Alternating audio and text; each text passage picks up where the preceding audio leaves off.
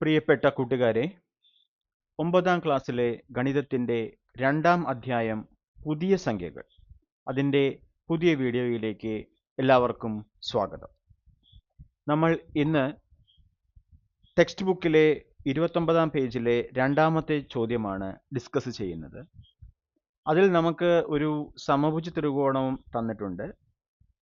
അതിനെ മുറിച്ച് 2 മട്ടത്രികോണങ്ങളാക്കി മാറ്റി അതിലെ ഒരു മട്ടത്രികോണത്തിനെയും അതുപോലെ ഈ സമഭുജ ത്രികോണത്തിൻ്റെയും പരപ്പളവുകൾ തമ്മിലുള്ള ബന്ധമാണ് നമ്മൾ ഇന്ന് കാണാൻ പോകുന്നത്.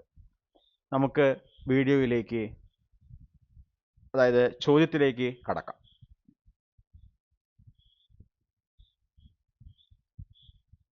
ചോദ്യം നോക്കൂ. ഇതാണ് ചോദ്യം. 2ാമത്തെ ചോദ്യം. ഒരു സമഭുജ ത്രികോണത്തിനെ ഒരു മൂലയിലൂടെ മുറിച്ച് 2 സമഭാഗങ്ങൾ ആക്കിയതാണ് ചുവടെ കാണിച്ചിരിക്കുന്നത്. അതായത് 2 മീറ്റർ വശമുള്ള ഒരു സമഭുജ ത്രികോണത്തെ ഒരു മൂലയിൽ നിന്ന് മുറിച്ചു. അപ്പോൾ 2 തുല്യ മട്ട ത്രികോണങ്ങൾ കിട്ടിയിട്ടുണ്ട്. ഇനി എന്താണ് നമുക്ക് ചെയ്യേണ്ടത്? ഇവയിൽ ഒന്നിൻ്റെ ചുറ്റളവ് എത്ര മീറ്റർ ആണ്? മുഴുവൻ ത്രികോണത്തേക്കാൾ ചുറ്റളവ് എത്ര കുറഞ്ഞു? ഇതാണ് നമ്മുടെ ചോദ്യം. അപ്പോൾ ഇവിടെ ആദ്യം നമ്മൾ ചെയ്യേണ്ടത് ഒരു മട്ടത്രികോണം എടുക്കുക, എന്നിട്ട് അതിൻ്റെ ചുറ്റളവ് കാണുക. ഓക്കെ, ഇനി എന്ത് ചെയ്യണം? നമ്മുടെ സമഭുജ ത്രികോണത്തിൻ്റെ ചുറ്റളവ് കാണുക. സമഭുജ ത്രികോണത്തിൻ്റെ ചുറ്റളവിൽ നിന്നും മട്ടത്രികോണത്തിൻ്റെ ചുറ്റളവ് കുറച്ചാൽ നമുക്ക് പരപ്പളവിൻ്റെ വ്യത്യാസം കിട്ടും. ഓക്കെ, അപ്പോൾ എത്ര പരപ്പളവ് കുറഞ്ഞു എന്ന് നമുക്ക് കണ്ടുപിടിക്കാം.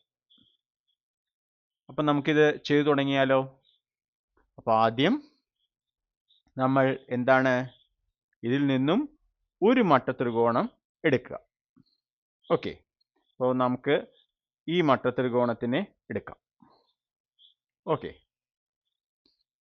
അപ്പോൾ ഇതിൻ്റെ കർണം 2 മീറ്റർ ആണ് എന്ന് നമുക്ക് അറിയാം. അതേപോലെ ഇതിൻ്റെ പാദഭാഗം എന്ന് പറയുന്നത് നമുക്ക് 1 മീറ്റർ ആയിരിക്കും. കാരണം സമഭുജ ത്രികോണത്തിൻ്റെ ഒരു വശത്തിൻ്റെ നീളം 2 മീറ്റർ ആണ്. അതിനെ നമ്മൾ 2 തുല്യ ഭാഗങ്ങളായി ഭാഗിച്ചു. അതുകൊണ്ട് നമ്മുടെ പാദം 2ൻ്റെ പകുതിയായിരിക്കും. പാദം സമഭുജ ത്രികോണത്തിൻ്റെ വശത്തിൻ്റെ പകുതിയായിരിക്കും, അതായത് 1 മീറ്റർ ആയിരിക്കും. ഓക്കെ, ഇനി മൂന്നാമത്തെ വശം നമുക്ക് കണ്ടുപിടിക്കാമല്ലോ. ഇതൊരു മട്ടത്രികോണമാണ്. മട്ടത്രികോണത്തിൽ ലംബം കാണാൻ നമുക്ക് എന്ത് ചെയ്യാം? പൈത്തഗോറസ് സിദ്ധാന്തം ഉപയോഗിക്കാം. അപ്പോൾ നമുക്ക് പൈത്തഗോറസ് സിദ്ധാന്തം ഉപയോഗിച്ച് മൂന്നാമത്തെ വശത്തിൻ്റെ വർഗം എന്ന് പറയുന്നത്, അതായത് ലംബത്തിൻ്റെ വർഗം, നമ്മുടെ വലിയ വശത്തിൻ്റെ വർഗത്തിൽ നിന്നും പാദത്തിൻ്റെ വർഗം കുറച്ചതായിരിക്കും. ഇനി ഇവിടെ കർണം 2 ആണ്. അപ്പോൾ 2 സ്ക്വയർ മൈനസ് 1 സ്ക്വയർ എന്ന് എഴുതാം. അപ്പോൾ എന്താണ്? 4 മൈനസ് 1 അല്ലേ? അപ്പോൾ ലംബത്തിൻ്റെ വർഗം 3 എന്ന് കിട്ടും. ഓക്കെ, ഇനി ലംബം എന്തായിരിക്കും? 3ൻ്റെ വർഗമൂലം √3 ആയിരിക്കും ലംബം. അപ്പോൾ ലംബം നമുക്ക് √3 മീറ്റർ എന്ന് കിട്ടും. അപ്പോൾ നമുക്ക് ഒന്നാമത്തെ ഒരു ത്രികോണത്തിൻ്റെ 3 വശങ്ങളും കിട്ടി. ഒരു ത്രികോണത്തിൻ്റെ 3 വശങ്ങളും കിട്ടിയാൽ നമുക്ക് ചുറ്റളവ് എന്തായിരിക്കും? അവ തമ്മിൽ കൂട്ടിയാൽ മതിയല്ലോ. അപ്പോൾ ചുറ്റളവ് എന്താണെന്ന് നോക്കൂ. ഒരു മട്ടത്രികോണത്തിൻ്റെ ചുറ്റളവ് പാദം 1 പ്ലസ് കർണം 2 മീറ്റർ പ്ലസ് ഇപ്പോൾ നമ്മൾ കണ്ടുപിടിച്ച ലംബം √3. അപ്പോൾ നമുക്ക് 1ഉം 2ഉം കൂട്ടിയാൽ എത്ര കിട്ടും? 3. 3 പ്ലസ് √3 മീറ്റർ എന്നതാണ് മട്ടത്രികോണത്തിന്റെ ചുറ്റളവ് കിട്ടുന്നത്. ഓക്കെ, ഇത് അങ്ങനെ ഇരിക്കട്ടെ. നമ്മളോട് ഇത് മാറ്റി എഴുതാനൊന്നും പറഞ്ഞിട്ടില്ല. ദശാംശത്തിൽ എഴുതാൻ പറയാത്തത് കൊണ്ട് നമുക്ക് 3 പ്ലസ് √3 മീറ്റർ എന്ന് തന്നെ എഴുതാം. അപ്പോൾ നമ്മുടെ ഒന്നാമത്തെ പാർട്ടായി. ഒന്നാമത്തെ പാർട്ടിൽ ഒരു മട്ടത്രികോണത്തിന്റെ ചുറ്റളവ് എത്ര മീറ്റർ ആണ് എന്നാണ് ചോദിച്ചിരിക്കുന്നത്. അത് 3 പ്ലസ് √3 മീറ്റർ എന്ന് കിട്ടി. ഇനി നമുക്ക് മുഴുവൻ ത്രികോണത്തിന്റെ ചുറ്റളവ് എത്രയാണ്? അതായത് സമഭുജ ത്രികോണത്തിന്റെ ചുറ്റളവ്. സമഭുജ ത്രികോണത്തിന്റെ ചുറ്റളവ് കാണാനുള്ള ഫോർമുല അറിയാമല്ലോ. എന്താണ്? 3 ഇൻറ്റു ഒരു വശത്തിന്റെ നീളം. അപ്പോൾ നമുക്ക് എന്ത് കിട്ടും? 3 ഇൻറ്റു ഒരു വശത്തിന്റെ നീളം എത്രയാണ്? 2 ആണ്. അപ്പോൾ 6 മീറ്റർ. ഓക്കെ, ഇനി എത്ര കുറഞ്ഞു, ചുറ്റളവ് എത്ര കുറഞ്ഞു എന്നാണ് ചോദിക്കുന്നത്.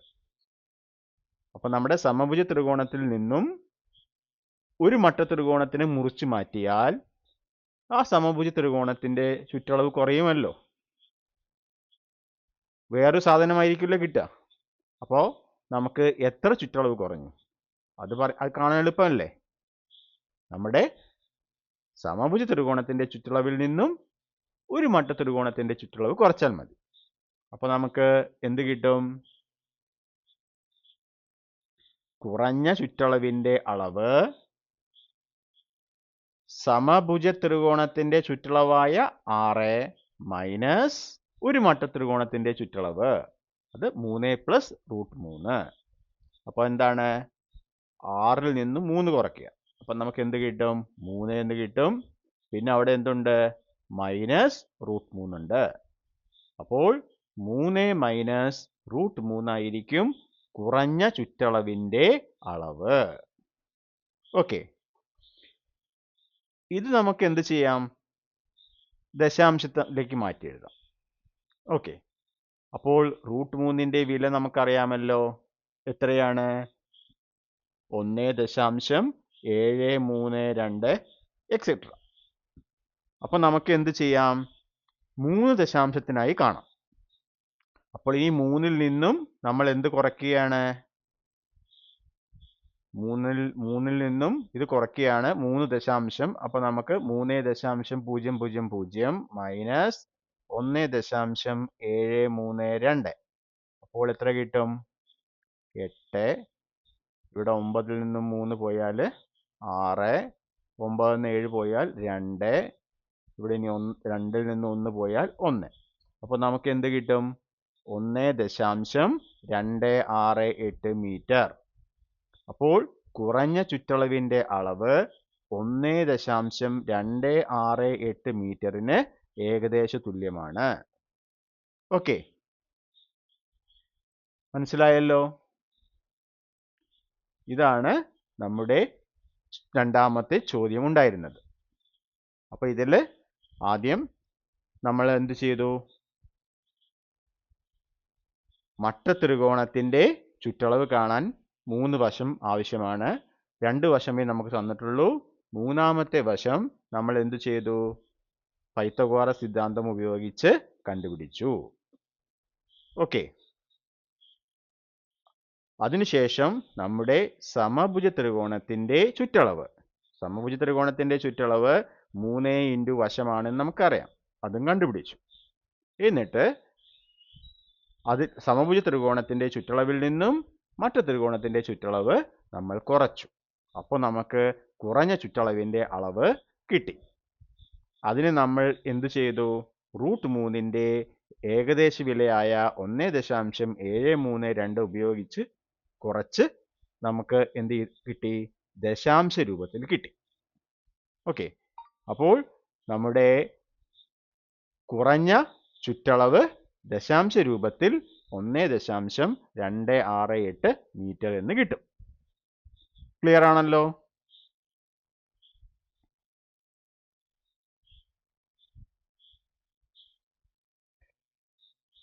നിങ്ങൾക്ക് ഈ വീഡിയോ ഉപകാരപ്പെട്ടു എങ്കിൽ ലൈക്ക് ചെയ്യുക, നിങ്ങളുടെ മറ്റുള്ള ഫ്രണ്ട്സിന് ഷെയർ ചെയ്യുക, ചാനൽ സബ്സ്ക്രൈബ് ചെയ്ത് സപ്പോർട്ട് ചെയ്യുക, നിങ്ങളുടെ ഡൗട്ടുകളെല്ലാം തന്നെ കമൻറ്റ് ചെയ്യുക.